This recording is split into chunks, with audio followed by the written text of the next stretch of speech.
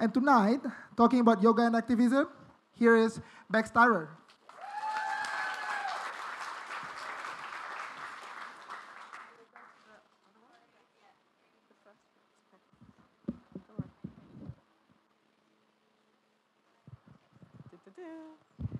So good evening. I'm here to take you on a journey. It's a journey from the refugee camps in Palestine to the brothels of Kolkata, and also a journey into your own heart and your own practice of what you think yoga is, could be, or shouldn't be.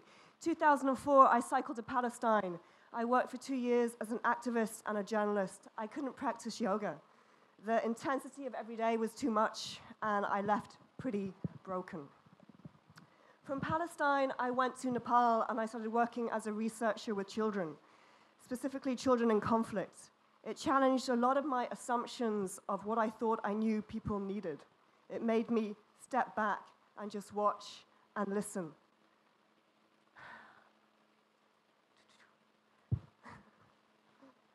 From there, I went to India. My idea was to study yoga, and I made it as far as Kolkata.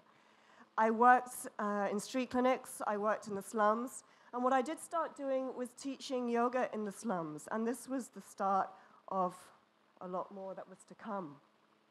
Now, this idea of bridging yoga and activism is sometimes questioned, and yet I would say it's just a progression of not only what I've studied, but how I personally perceive yoga to be so imperative in the times that we're living in, which we can't deny are indeed very serious times.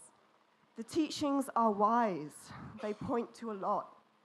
They also point to giving things a go. And so I go to where I'm asked or invited to. I work with women who I already have a connection with, perhaps through their local organizations.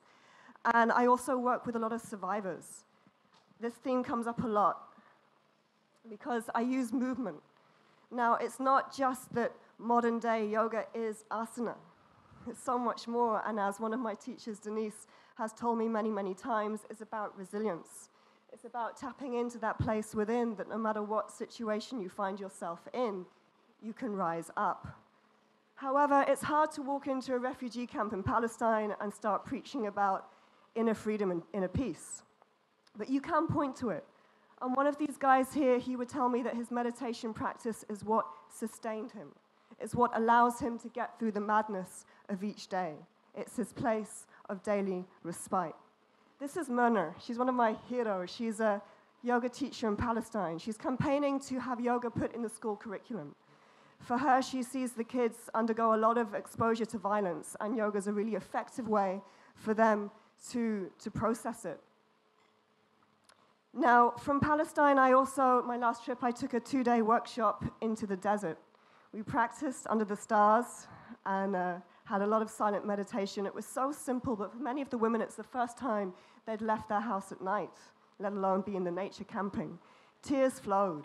It was very powerful and very profound.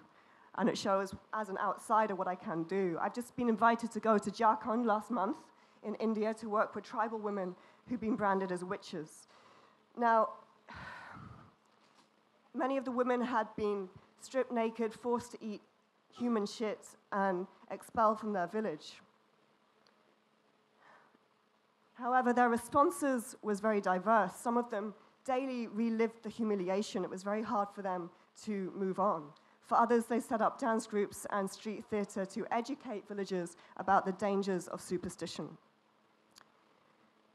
The other thing that the workshops did is it provided the women an opportunity to come together, to realize that they weren't alone, that they weren't the only ones who had endured such brutality.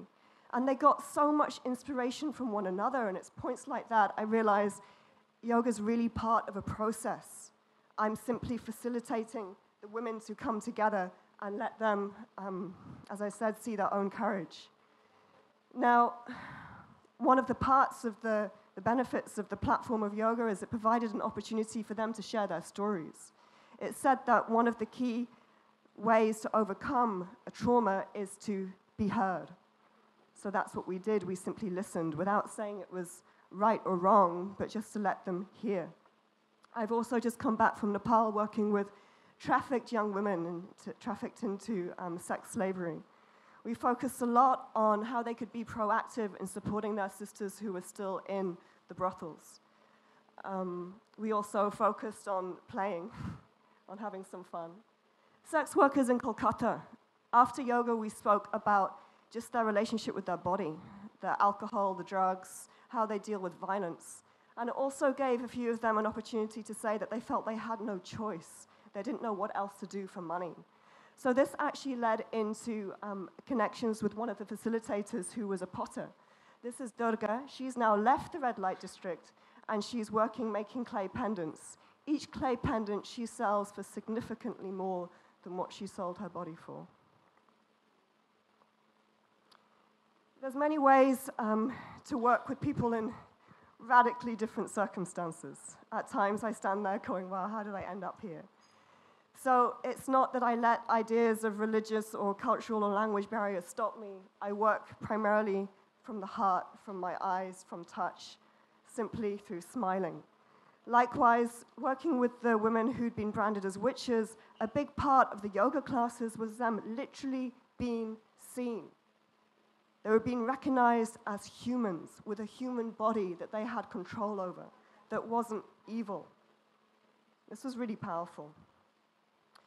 And then finally, I would say that what comes through all of this, it's not about knowing any solutions. I have no agenda. I'm not a yoga missionary. I'm also not wallowing in the depth of human cruelty that I keep witnessing, but in the strength of the human spirit, which continues to shine through.